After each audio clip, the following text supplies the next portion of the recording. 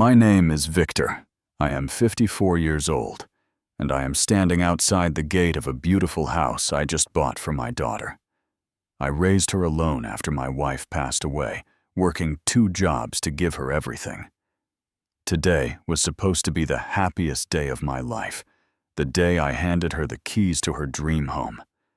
But when my son-in-law opened the door with that cold smile, I knew something was terribly wrong.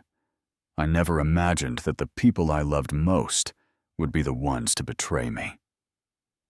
Before I tell you what happened next, I want to know if you have ever trusted someone completely only to have them turn their back on you. Drop a comment below and hit that subscribe button, because this story about betrayal and justice is going to stay with you for a long time. Let me take you back to where this all started. I need you to understand who I was before that terrible day, before my world came crashing down around me. I worked as a construction engineer for a medium-sized company in Seattle. Nothing fancy, nothing extraordinary. I made a decent living enough to pay the bills and put food on the table, but I was never what you would call wealthy. I was the kind of man who believed in hard work, honesty, and doing right by your family. Those values were instilled in me by my parents, and I tried my best to pass them on to my daughter. My wife, Sarah, was the light of my life. We met in college, fell in love over shared coffee in the library, and built a simple but happy life together. When Emma was born, Sarah quit her job as a teacher to stay home and raise our daughter. We did not have much money, but we had love, and that felt like enough. Then, when Emma was only 8 years old, Sarah got sick. It started with fatigue. Then came the diagnosis that shattered our world. Stage 3 breast cancer. We fought it together for 2 years. I worked overtime to pay for treatments that insurance would not cover. I held Sarah's hand through every chemotherapy session, wiped her tears when the pain became unbearable, and promised her that everything would be okay. But it was not okay. On a cold November morning with snow falling gently outside the hospital window, Sarah took her last breath. Emma was sitting in the cafeteria eating a sandwich when it happened. I had to walk down those sterile hallways and tell my 10-year-old daughter that her mother was gone. The look on Emma's face that day is something I will never forget. Her eyes went wide, then empty, like someone had switched off a light inside her. That night, Emma crawled into my arms and sobbed until she fell asleep. I held her and made a promise to the ceiling, to Sarah, to God, to whoever was listening. I promised that I would give Emma the best life possible. I would be both mother and father. I would never let her down. The years that followed were not easy. I worked my regular job during the day, designing structural plans and supervising construction sites. Then, 3 nights a week, I worked as a consultant for smaller firms, reviewing blueprints and safety protocols. On weekends, I picked up shifts doing inspections for the city. I barely slept. My back ached constantly. But every time I felt like giving up, I would remember Sarah's face, remember that promise, and I would keep going. I helped Emma with her homework every night, even when my eyes were burning with exhaustion. I learned how to braid her hair by watching videos online. I attended every parent-teacher conference, every school play, every soccer game. I taught her how to cook spaghetti, how to change a tire, how to stand up for herself. We became a team, just the 2 of us against the world. Emma was brilliant. She got straight A's through high school, joined the debate team, volunteered at the local animal shelter. When college acceptance letters started arriving, I cried reading them. She had done it. We had done it. She got a full scholarship to the University of Washington for marketing. I was so proud I could barely speak. During those 4 years of college, Emma and I stayed close. She called me every night to tell me about her classes, her friends, her dreams. She came home every weekend, and we would make breakfast together on Sunday mornings, just like we always had. I thought nothing would ever come between us. Then, in her senior year, Emma met David. She brought him home for dinner one Saturday evening. David was tall, probably 6 feet 2 inches, with dark hair slicked back and an expensive-looking suit. He shook my hand firmly, looked me in the eye, and called me sir. He was polite, charming even. He talked about his job in real estate investment, about market trends and property values, about building wealth and securing futures. He used words like portfolio and equity and return on investment. Something about him made me uneasy. Maybe it was the way his eyes flickered to his phone every few minutes, or the way he talked about money, like it was the only thing that mattered. When Emma went to the kitchen to get dessert, David leaned forward and said something that stuck with me. He said, "You have done a great job with Emma Victor. She is going to be very valuable in my future plans." Valuable. Not wonderful, not amazing. Valuable. Like she was an asset, not a person. But Emma was glowing. She looked at David the way she used to look at Sarah when she was little, like he hung the moon and stars. So I swallowed my concerns. I smiled, I nodded, I welcomed him into our lives, because making Emma happy was all that mattered to me. 6 months after graduation, David proposed.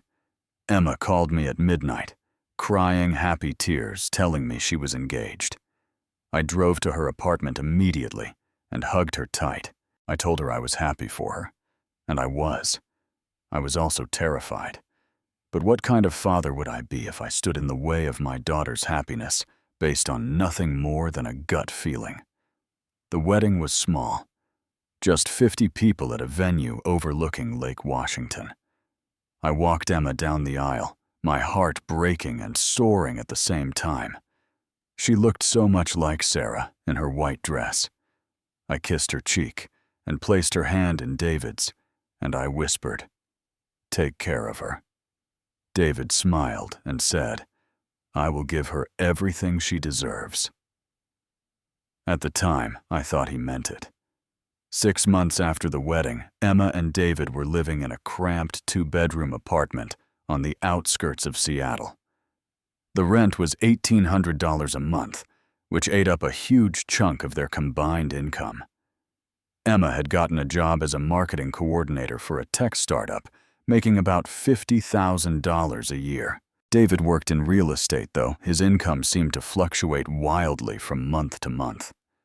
One Sunday, I went to their apartment for lunch. The place was small with thin walls and a leaky faucet in the bathroom. Emma looked tired, stressed. She tried to hide it, but I could see the strain around her eyes. After we ate, David brought up the subject I had been dreading. "Victor," he said, leaning back on the worn couch, "Emma and I have been talking. We really need to get out of this apartment and into a real home. Somewhere we can build a life, maybe start a family someday. But with property prices in Seattle, it feels impossible." Emma nodded her eyes, sad. "We have been trying to save Daddy, but every month something comes up. The car needs repairs, or we have medical bills, or the rent goes up. We feel stuck." My heart ached for her. I knew that feeling of being trapped, of working hard, but never getting ahead. I had lived it for years after Sarah died. David continued, "If we could just get into a house, we could build equity instead of throwing money away on rent. It would change everything for us." I knew what he was doing. He was planting a seed waiting for me to offer, and like the fool I was, I took the bait. "Let me think about it," I said. "Maybe there is something I can do to help."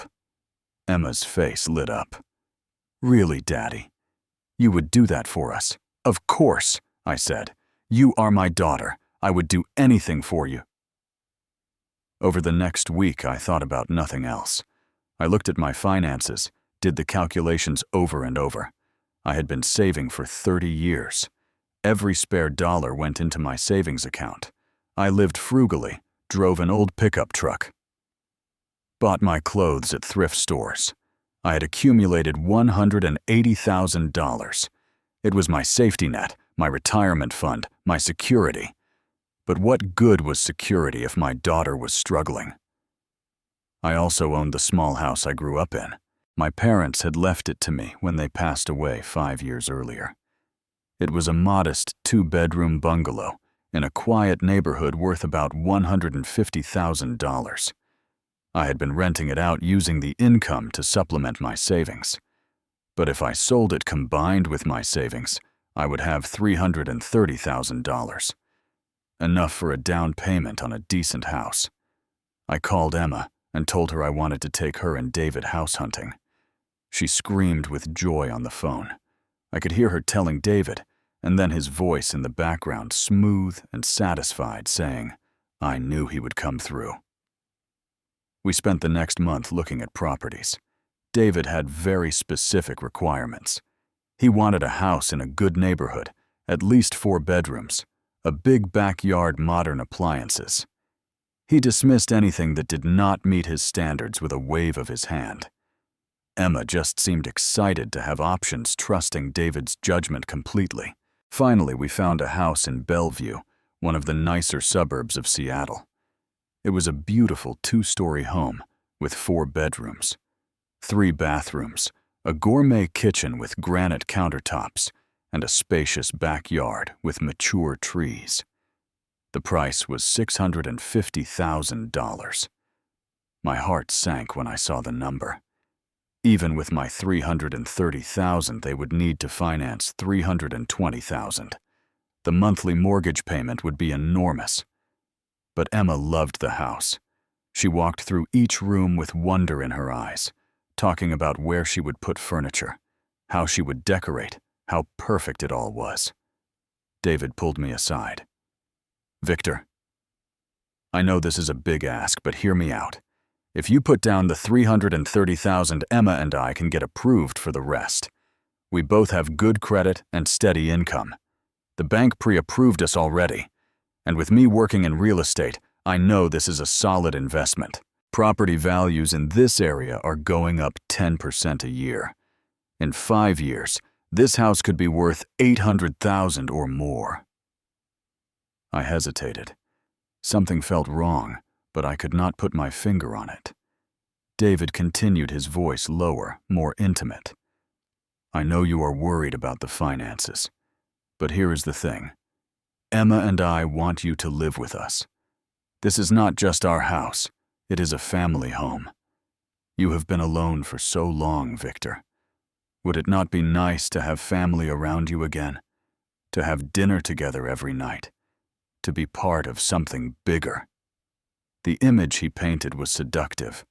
I imagined coming home to a warm house, to laughter and conversation. I imagined grandchildren someday running through that big backyard. I imagined not being alone anymore. "Okay," I said, "let us do it." The next week, we met with the real estate agent and the mortgage broker. This is where I made my biggest mistake. David suggested that the house be put in his and Emma's names only. "It will make the mortgage approval easier," he explained. "Banks prefer younger buyers. If your name is on it too, they might see you as a risk because of your age. Plus, Emma and I are going to be making the monthly payments, so it makes sense for us to be the legal owners. But you will live there with us, of course. It is your home too." I should have said no. I should have insisted my name be on the deed. I should have talked to a lawyer. But I trusted them. I trusted my daughter. And I trusted that love and family meant something. I signed the papers transferring my money. $330,000 gone in an instant into an escrow account. My entire life savings and the house my parents left me all converted into a down payment for a house I would not legally own. The closing took 3 months. During that time, I helped prepare the house. I spent my weekends painting walls, fixing loose boards on the deck, replacing old light fixtures. I spent another $25,000 of my remaining money on furniture.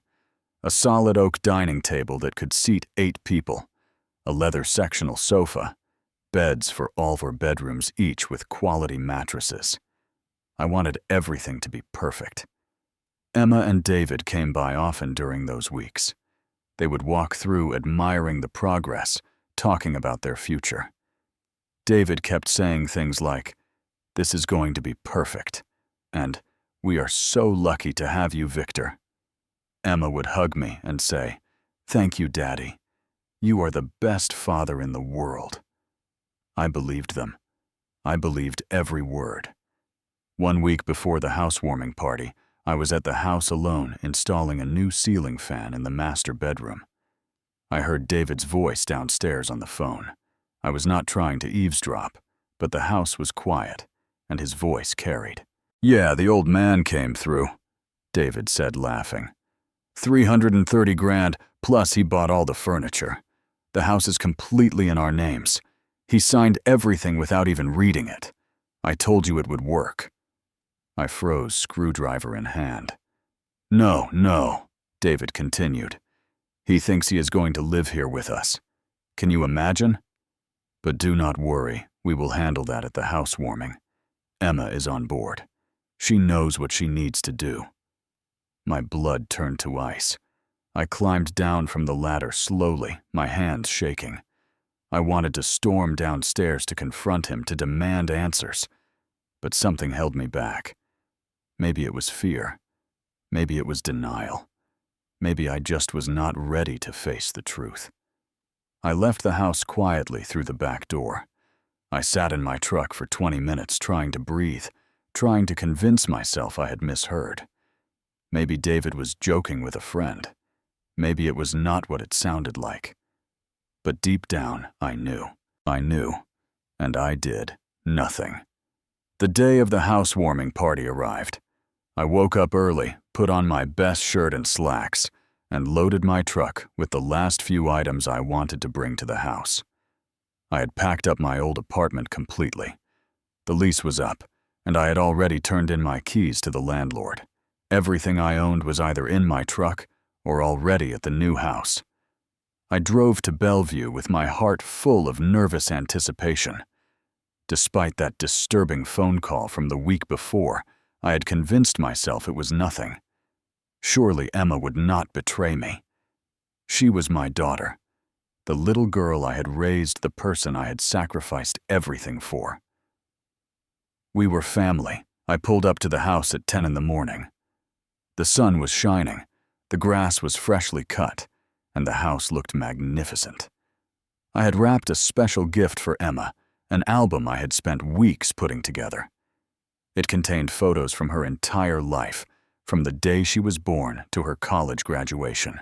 Pictures of her with Sarah, pictures of school plays and birthday parties, pictures of just the two of us through all those years. I had written captions under each photo, little memories and stories. I thought it would remind her of everything we had been through together. I walked up the front steps, gift in hand, and rang the doorbell. The door opened, and David stood there. He was not smiling. His face was blank, almost cold, like a mask had dropped away. "Victor," he said flatly, "come in." Something in his tone made my stomach drop. I stepped inside, looking around. The furniture I had bought looked perfect. The sunlight streamed through the windows I had cleaned. Everything was exactly as I had imagined it. "Where is Emma?" I asked. "She is in the living room," David said, closing the door behind me with a definitive click. I walked through the entryway into the living room. Emma was standing by the window, her back to me. She did not turn around when I entered. "Sweetheart," I said, trying to keep my voice light. "The house looks beautiful. I brought you something." I held up the wrapped album. Emma turned slowly. Her face was pale, and she would not meet my eyes. That is when I knew. That is when I knew for certain that my world was about to collapse. David walked up and stood next to Emma, putting his arm around her waist possessively. He looked at me with something close to contempt. "Victor," he said, his voice dripping with false courtesy. "We need to talk." "Sure," I said, my mouth dry. "What is it?" "First, I want to say thank you. You have been very generous with your money and your time. This house would not be possible without you. I waited, every muscle in my body tense. But here is the thing, David continued, and now his voice turned hard.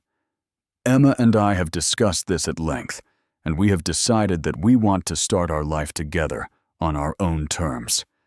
Just the two of us. I looked at Emma, waiting for her to say something to tell David he was wrong, but she just stood there, staring at the floor.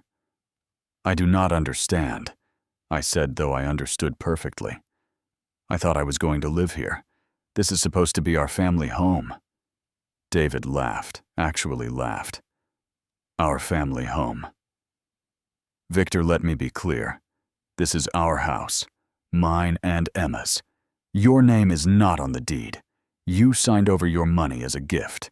Legally, you have no claim to this property whatsoever. The room spun. Emma, I said, my voice breaking. Tell me this is not true. Tell me you did not know about this. Emma finally looked up at me, and I saw tears in her eyes. But she did not speak. Emma, I said louder, desperation creeping in. Please, sweetheart, talk to me. Daddy, she whispered, and her voice was so small, so weak. I am sorry, but David is right. We need our own space. We need to start fresh, just the two of us. You cannot live here. The words hit me like physical blows. I sold my house. I gave you everything I had. Where am I supposed to go? David shrugged, unmoved. That is not our problem. You are an adult. You will figure it out. I felt my legs go weak. I sat down on the couch I had bought, trying to comprehend what was happening. This could not be real. This could not be my daughter. The girl I raised, the girl I gave my entire life to. Emma, please, I said. And now I was begging. I got down on my knees in front of her, not caring how pathetic I looked. I raised you alone after your mother died. I worked 2 jobs for years to give you everything. I never missed a single one of your school events. I put you through college. I loved you with everything I had. How can you do this to me? Tears were streaming down Emma's face now, but she still said nothing. David put his hand on her shoulder, steadying her. Do not make this harder than it needs to be, David said coldly. You made your choices. You gave us the money freely. No one forced you. And now it is time for you to leave. Emma, look at me, I pleaded. Your mother, before she died, she made me promise to take care of you, to give you the best life possible. I kept that promise. I kept it every single day for the last 24 years. Does that mean nothing to you? Emma finally spoke, her voice choked with tears. I am sorry, Daddy. I really am. But David is my husband now. I have to think about my future with him. You will understand someday. This is what is best for everyone. Best for everyone. I could not believe what I was hearing. I am your father. I gave up everything for you. And we appreciate it. David said, his patience clearly wearing thin. Now it is time for you to go. We have things to do today. The house is ours now, legally and completely. If you do not leave, I will call the police and have you removed for trespassing. I looked at Emma one more time, searching her face for any sign of the daughter I knew. But all I saw was a stranger, someone I did not recognize anymore. I stood up slowly, my knees aching. I placed the wrapped photo album on the coffee table, knowing she probably would not even open it. Do you remember when you were 8 years old and your mother died? I said quietly. You cried in my arms for hours. You asked me if I was going to leave you too. I promised you I never would. I promised you we would always be together, that I would always be there for you. I kept that promise, Emma. Every day I kept it. Can you say the same? Emma turned away, sobbing. David opened the front door. Goodbye, Victor. I walked out of the house I had paid for, down the steps I had repaired, past the lawn I had mowed. I got into my truck and sat there staring at the steering wheel, unable to process what had just happened. I had nowhere to go. My apartment was gone. My savings were gone. My house was gone. And now my daughter was gone too. I put my head down on the steering wheel and wept. I drove aimlessly for hours that first day, my mind blank with shock. As darkness fell, I found myself in a parking lot near Green Lake Park. I had no hotel reservation, no plan, no idea what to do next. I checked my bank account on my phone. I had $3,200 left. That was it. 30 years of hard work reduced to a number on a screen. I reclined the seat in my truck and tried to sleep. But every time I closed my eyes, I saw Emma's face, heard David's cruel words. I kept replaying the scene over and over, wondering if there was something I could have said or done differently. Should I have fought harder? Should I have refused to leave? But what good would that have done? The house was legally theirs. I had no rights to it. The next morning, stiff and exhausted, I drove to a budget motel on the south side of Seattle. The place was called the Sunset Motor Inn, a rundown establishment with peeling paint and a flickering neon sign. The clerk, a tired-looking woman in her 60s, barely glanced at me as she processed my credit card. $50 a night. I took a room for a week, not knowing what else to do. The room was depressing. The carpet was stained, the walls were thin, and I could hear every sound from the neighboring rooms. The bed sagged in the middle, and the air smelled like cigarette smoke, despite the no smoking sign on the door. I sat on the edge of the bed and stared at the blank television screen, unable to summon the energy to turn it on. I tried calling Emma. The first call went straight to voicemail. I left a message trying to keep my voice steady. "Emma, sweetheart, it is Dad.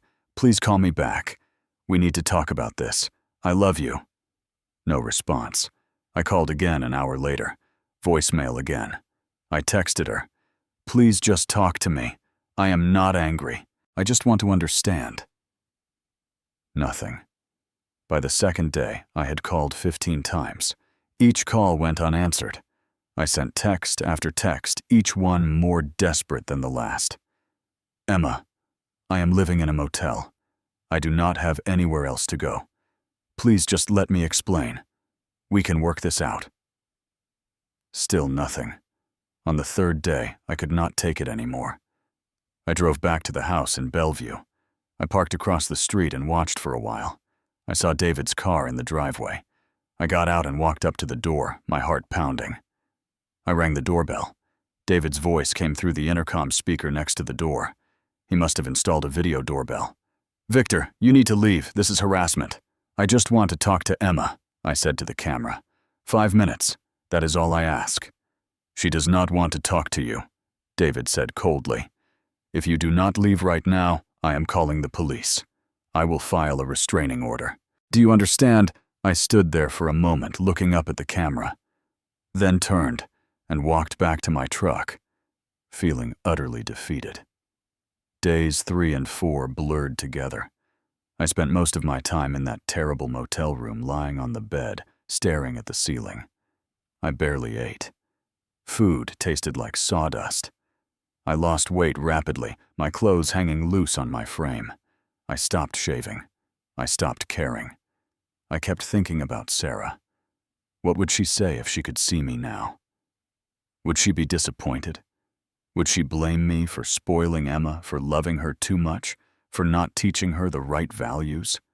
Or would she understand? Would she hold me and tell me it was not my fault? On the 5th day, I forced myself to get up. I could not spend the rest of my life in this motel room. I needed to figure out what to do next. I drove to a coffee shop and tried to think clearly. I needed a place to live. With only $3,000, my options were extremely limited. I could not afford first and last month's rent, plus a security deposit on most apartments. I thought about asking if I could get my old apartment back, but when I called the landlord, he told me it had already been rented to someone else. I remembered my friend Thomas. We had worked together for almost 20 years, and though we had drifted apart somewhat in recent years, he had always been a good man. I found his number in my phone and called.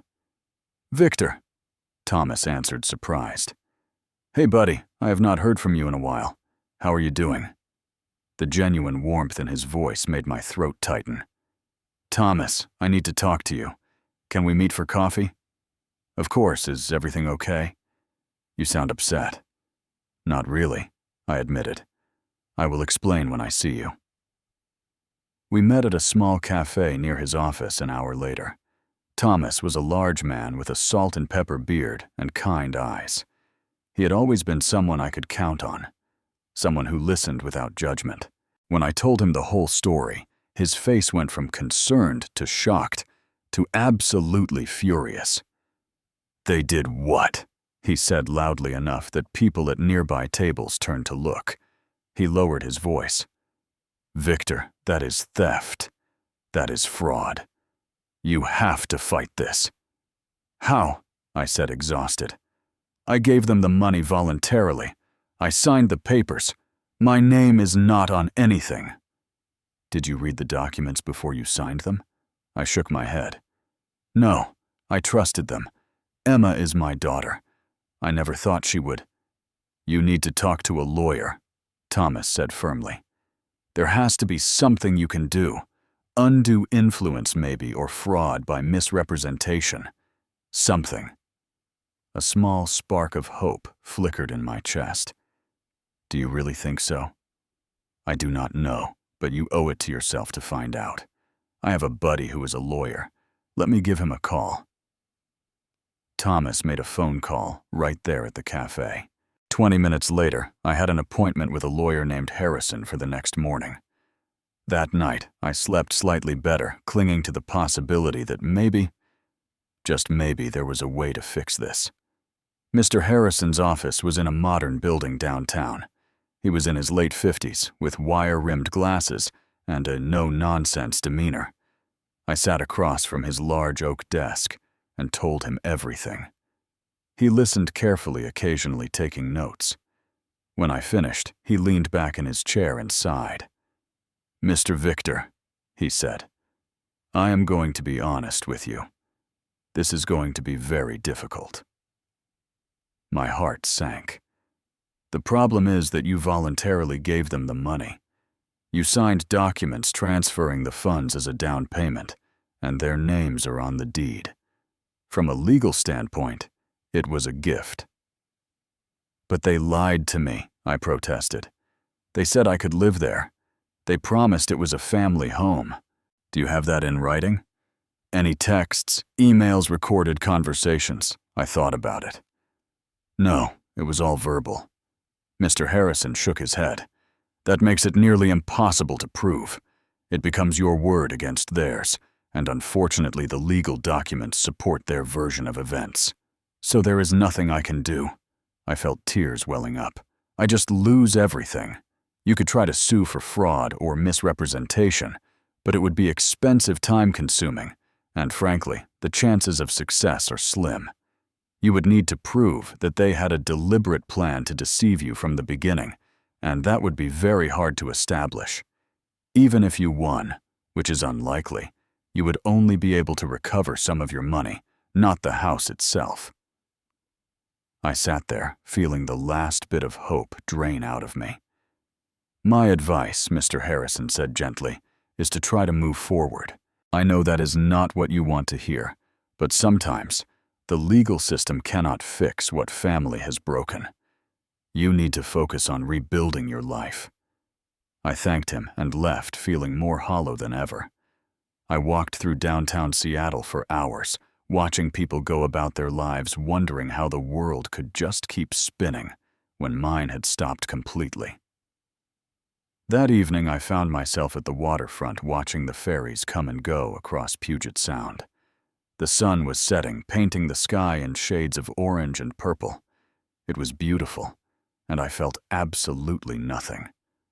I thought about just walking into the water and not coming back. It would be so easy, so final. All this pain would just stop. But then I thought about Sarah. What would she say if she could see me now? Would she want me to give up? To let David and Emma win completely? Sarah was strong. She fought her cancer with every ounce of strength she had, right up until the end. She never gave up, even when the doctors told her there was no hope. How could I disrespect her memory by giving up now? I turned away from the water and walked back to my truck. I would survive this. I did not know how yet, but I would find a way. On the 6th day, I used some of my dwindling money to rent a small studio apartment. It was not much, just a single room with a kitchenette and a bathroom in a building that had seen better days. But it was mine, and it was better than a motel. The rent was $1,200 a month, which meant my $3,000 would cover the deposit and first month with a little left over. I moved in with the few belongings I had managed to save. The place was depressing with water-stained walls and a window that looked out onto an alley, but it had a roof and a lock on the door. I went back to work, going through the motions like a robot. My co-workers noticed something was wrong, but I brushed off their questions. I could not bear to tell the story again. Every night I came home to that empty apartment and sat in the dark, thinking about Emma, wondering how I had failed so completely as a father. On the morning of the 7th day, my phone rang. Unknown number. I almost did not answer it, but something made me pick up. "Hello, Daddy," Emma's voice high-pitched and panicked. "Daddy, please, you have to help us." My heart started racing. "Emma, what happened? Are you hurt? We have been evicted," she cried, sobbing. "The bank came this morning and changed all the locks. They said we defaulted on the mortgage. All our stuff is still inside, and we cannot get in." I stood up from my makeshift bed, my mind reeling. "What do you mean, defaulted? How is that possible?" "David," she could barely speak through her crying. "David did not pay the mortgage.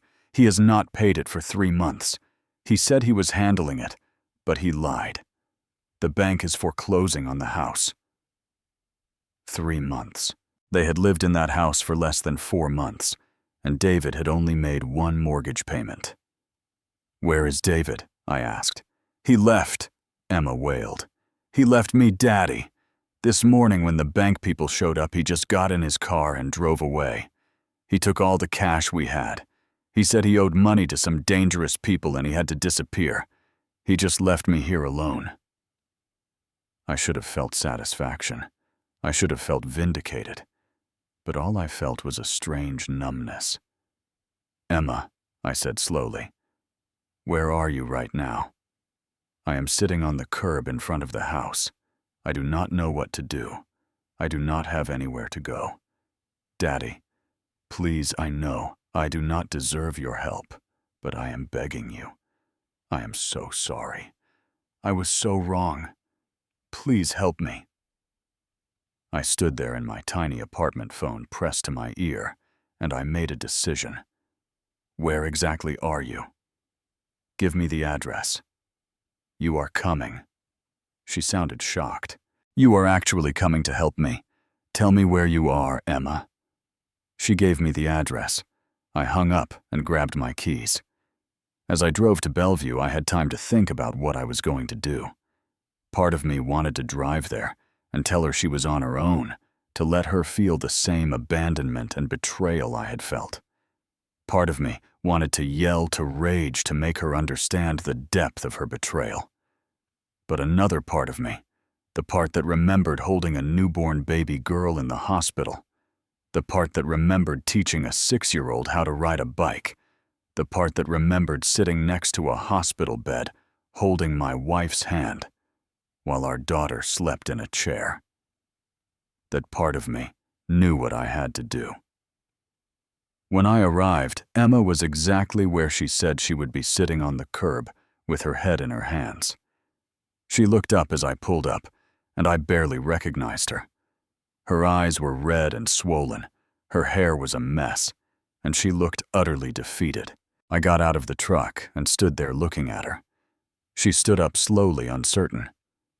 "Daddy," she whispered. "Get in the truck," I said. She looked at me confused. "What?" "Get in the truck, Emma. We need to talk, but not here." She climbed into the passenger seat, and I drove to a nearby park. We sat at a picnic table under a large maple tree, not speaking for several minutes. Emma kept crying quietly, wiping her eyes with her sleeve. Finally, I spoke. "Tell me everything." And she did. Through tears and hiccups, the whole story came out. How David had convinced her that they deserved to have a nice life, that I had plenty of money and would not miss it. How he had promised her that they would take care of me, but that first, they needed to establish themselves as independent adults. How he had whispered in her ear that I was getting old and would be better off in a retirement community anyway. She told me how the plan was always to kick me out on the housewarming day, how David had rehearsed what they would say. She admitted that she knew it was wrong, that she felt sick about it, but that she loved David and trusted him when he said it was for the best. She told me how David had been gambling online, how he had lost thousands of dollars, how he had been borrowing money from loan sharks, people who had started threatening him, how he had never intended to pay the mortgage because he was planning to sell the house quickly for a profit and use the money to pay his debts and disappear. But the housing market did not go up as fast as he thought, Emma said miserably. And the people he owed money to started getting violent. He showed me bruises where they beat him up last week. He was scared. And this morning when the bank showed up, he just ran. He did not even say goodbye. He just left me. I sat there listening to all of this, feeling a complex mix of emotions.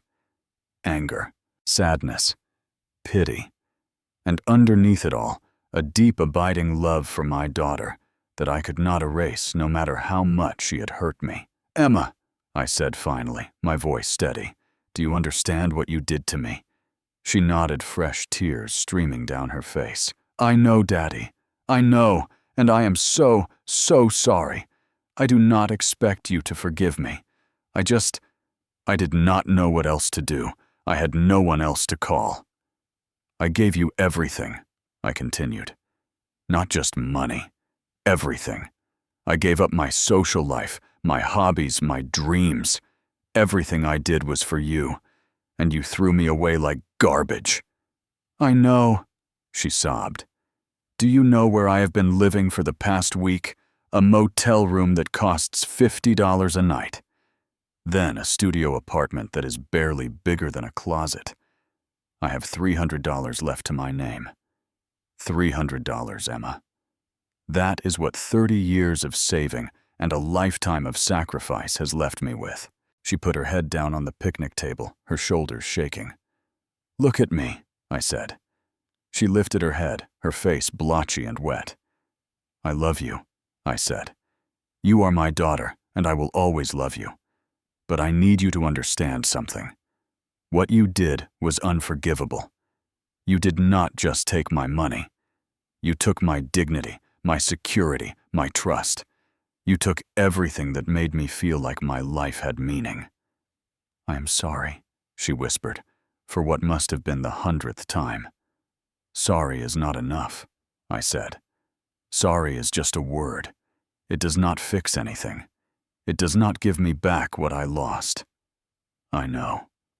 But," I continued, and she looked up at me with desperate hope, "I am not going to abandon you. Not because you deserve my help, but because I made a promise to your mother. I promised her I would take care of you, and I keep my promises, even when the other person does not." "Daddy, listen to what I'm about to say, because this is important. I will help you. I will give you a place to stay. But it will not be the way you expect, and it will not be comfortable. You are going to learn what it means to work for something, to struggle, to take responsibility for your choices. Do you understand?" She nodded eagerly. Yes, anything. I will do whatever you want." The apartment I am renting has 1 bedroom and a living room. You can sleep on the couch, but only temporarily. You need to get a job immediately, and you need to start paying rent. $300 a month. Okay. You will do your own laundry, cook your own meals, clean up after yourself. I am not your maid. I am not your bank. I am giving you a chance to rebuild your life, but you have to do the work yourself. I will, I promise. And one more thing, I said, my voice hard. We need to talk about boundaries and respect. What happened between us can never happen again. You hurt me in a way I am not sure I will ever fully recover from. I am helping you because you are my daughter, and I love you. But that love does not mean you get to take advantage of me ever again. If you betray me again, Emma, I will walk away and never look back. Do you understand? Yes, Daddy, I understand. Thank you. Thank you so much. I drove her to my apartment. She walked in and looked around at the small, dingy space that was such a stark contrast to the beautiful house she had just lost. She did not complain. She just sat down on the floor and cried. I let her cry. Sometimes that is what people need. To fully feel the consequences of their actions, to sit in the discomfort they have created. After a while, her tears subsided, and she looked up at me. I really am sorry, Daddy. I wish I could take it all back. So do I said. So do I. The first month was hard. Emma had to adjust to a life she had never known before, a life without comfort or ease. She applied to dozens of jobs, and finally got hired as a sales associate at a clothing store in a mall, making $15 an hour.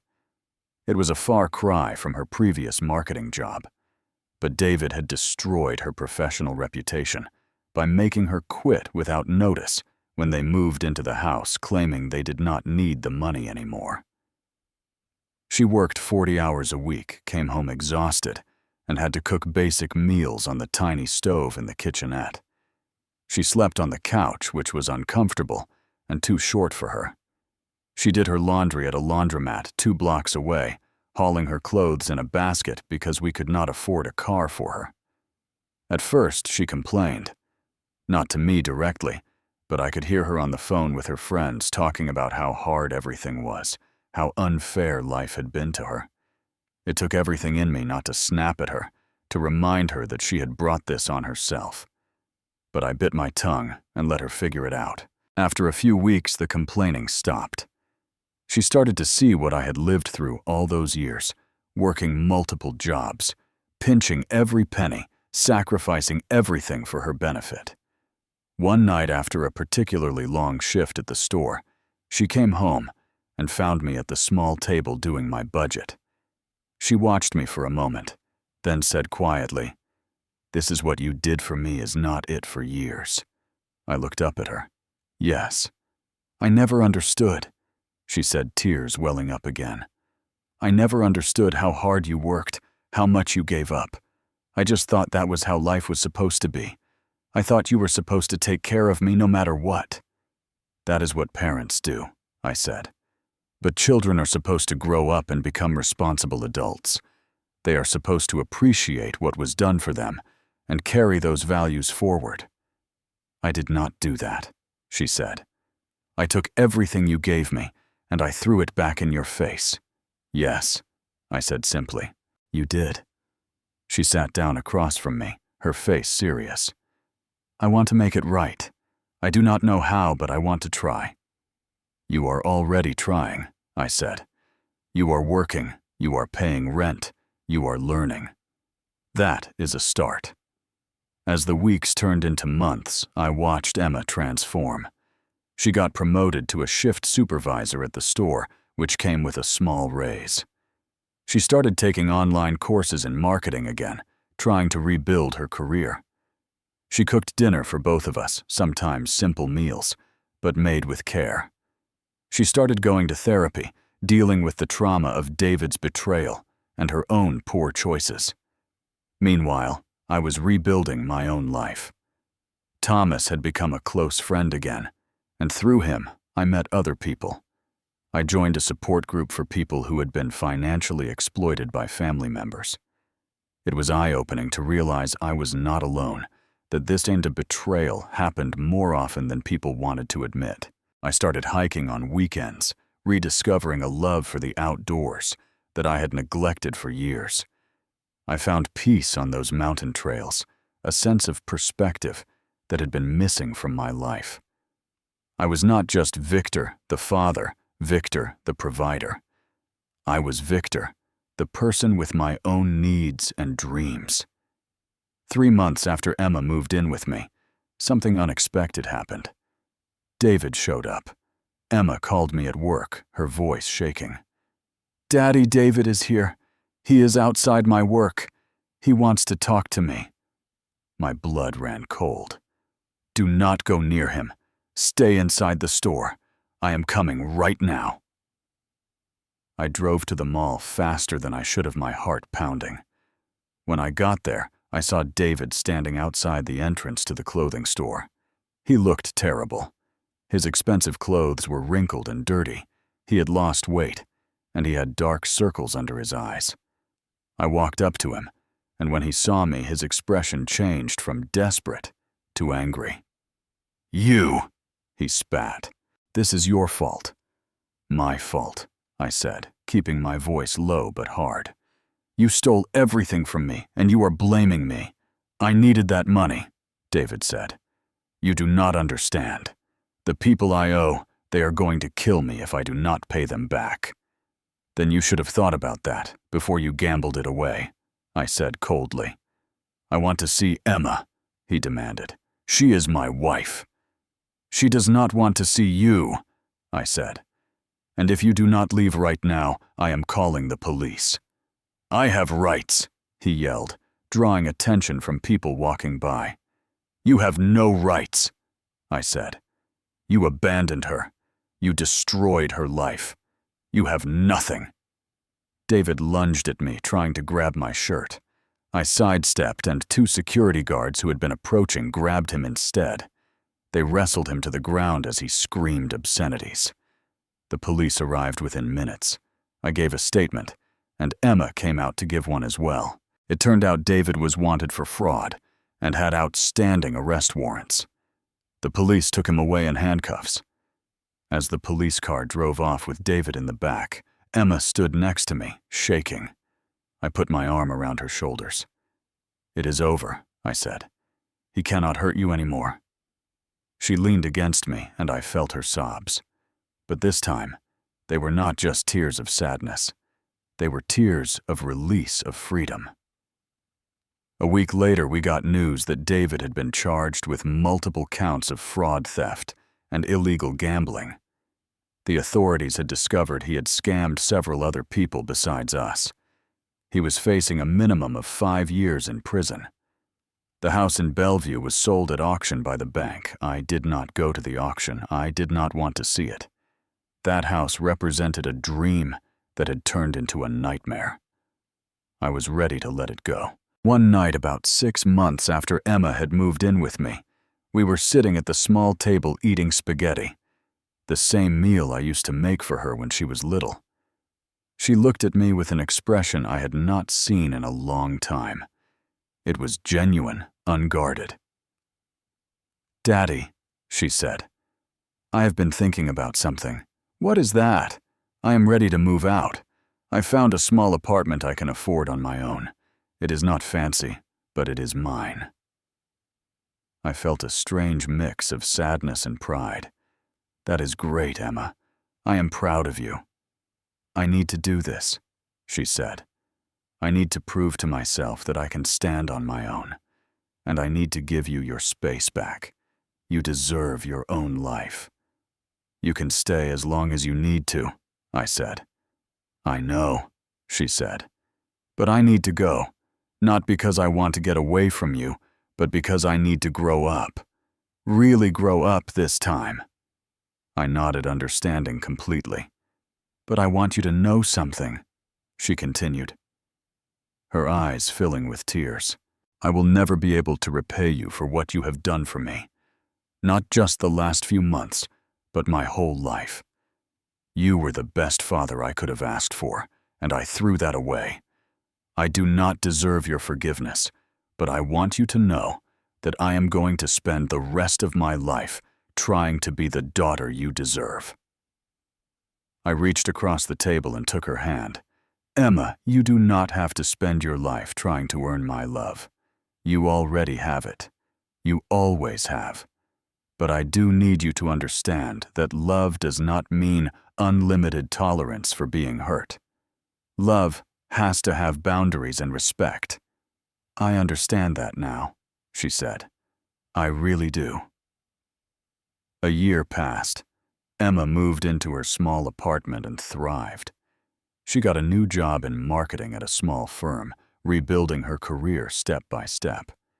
She saved money. She paid off her debts. She divorced David while he was in prison. We saw each other once a week for dinner, a tradition we both treasured. Our relationship was different now. It was not the uncomplicated, innocent bond we had when she was a child. There was scar tissue places where trust had been broken and was slowly being rebuilt. But in some ways, it was stronger because it was more honest. I was doing better, too. I had moved to a slightly larger apartment. Nothing fancy, but a place with a bedroom and a living room that got good sunlight. I had replenished my savings a bit, though I would never have the security I once had. But I had learned something valuable. Money could be taken away. Possessions could be lost. But dignity and self-respect were things only you could give away. I thought about Sarah often. Sometimes I wondered what she would think of how everything turned out. Would she be disappointed that Emma and I had gone through such a terrible time? Or would she understand that sometimes the hardest lessons are the most important ones? One Saturday, Emma invited me to her apartment for dinner. She had learned to cook quite well, and she made a pot roast that reminded me of meals Sarah used to make. As we ate, she brought out a box. "I found this in my storage unit," she said. "I never opened it after the eviction. The bank let me get my personal items, but I just could not face going through everything." She opened the box and pulled out the photo album I had made for her, the one I had brought to the housewarming party. The wrapping was torn and dirty, but the album inside was intact. "I never opened your gift," she said quietly. "That day after you left, David threw it in a closet. When I found it after the eviction, I could not bring myself to look at it. But I want to look at it now. With you." We sat together on her small couch and opened the album. Picture after picture of her childhood, of Sarah, of our family. Emma cried as we went through it, remembering moments she had forgotten, seeing evidence of the love that had surrounded her entire life. When we got to the last page, she read the note I had written there. It said, Emma, you are my greatest achievement and my deepest joy. Every sacrifice was worth it. Every moment with you was a gift. I love you forever. Dad." She closed the album and hugged me tightly. "I am so sorry I forgot," she whispered. "I am so sorry I forgot what we had. What you gave me, how much you loved me." "You did not forget," I said.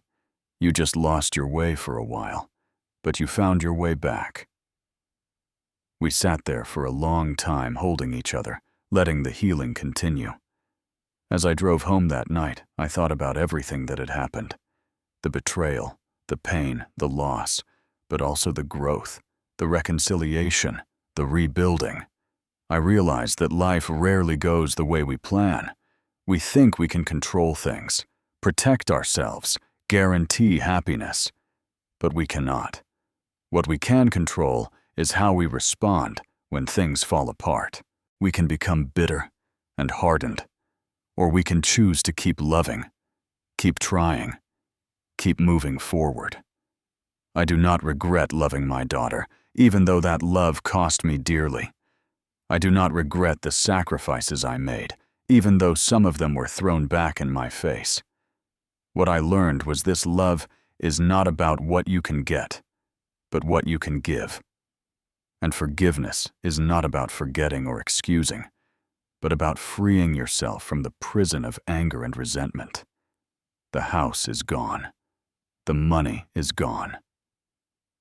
But I am still here, and so is Emma. We are rebuilding our lives one day at a time, one choice at a time. Our relationship will never be what it was before. Maybe that is okay. Maybe some things are not meant to be restored to their original form, but transformed into something new, something that has been tested and has survived. I do not know what the future holds. I do not know if Emma and I will ever have the easy, uncomplicated relationship we once had. Maybe that innocence is gone forever. But what we have now is something perhaps more valuable. We have honesty. We have respect. We have boundaries. And underneath it all, we still have love. Not the blind, unquestioning love of a parent who cannot see his child's flaws, but a mature love that sees clearly, forgives deeply, and holds on without suffocating. A love that knows when to help and when to step back. A love that understands that sometimes the greatest gift you can give someone is the space to fail to fall and to find their own way back up. Is that enough? I do not know. Some days I still feel the ache of what I lost, the anger at what was taken from me. Other days I feel nothing but gratitude that Emma is alive, healthy, and learning to be a better person. I think about that promise I made to Sarah standing in the hospital room 24 years ago. I promised I would give Emma the best life possible. Did I keep that promise? I tried. God knows I tried. But I learned that sometimes the best life is not the easiest one. Sometimes the best life includes hard lessons, painful consequences, and the difficult work of becoming responsible for yourself. Emma is learning those lessons now. She is becoming the person she was always meant to be, not through my protection or my money, but through her own struggles and her own growth. And me, I am learning too. I am learning that I am more than just a father. I am a person with my own value, my own needs, my own life to live. I am learning that forgiveness does not mean being a doormat. I am learning that love without boundaries is not healthy for anyone. I do not know if Emma and I will ever have the relationship we once had. Maybe that is okay. Maybe some things are not meant to be restored, but transformed into something new, something stronger, something real. So here I am, sharing this story with you, hoping that maybe someone out there can learn from my mistakes. If you are a parent, love your children fiercely, but do not forget to teach them responsibility and gratitude. Protect them, but do not shield them from every consequence. Give to them generously, but do not sacrifice yourself completely. And if you are someone who has been betrayed by family, know that you are not alone. Know that the pain you feel is valid, but it does not have to define you forever. You can choose to let go of the anger without letting go of the lessons. You can choose to forgive without forgetting.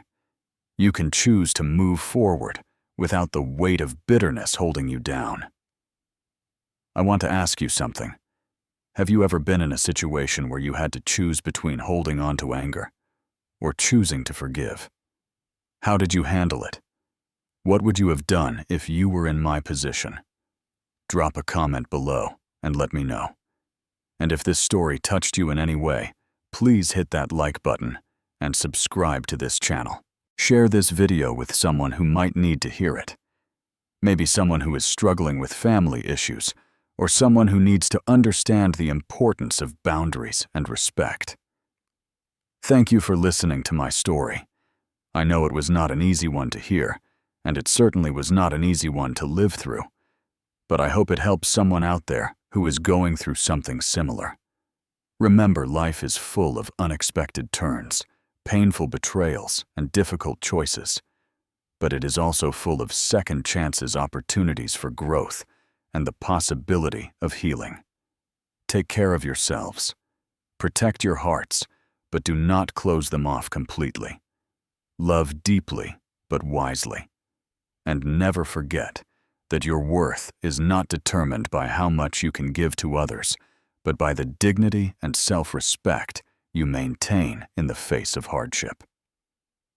Until next time, this is Victor wishing you strength, wisdom, and peace on your journey.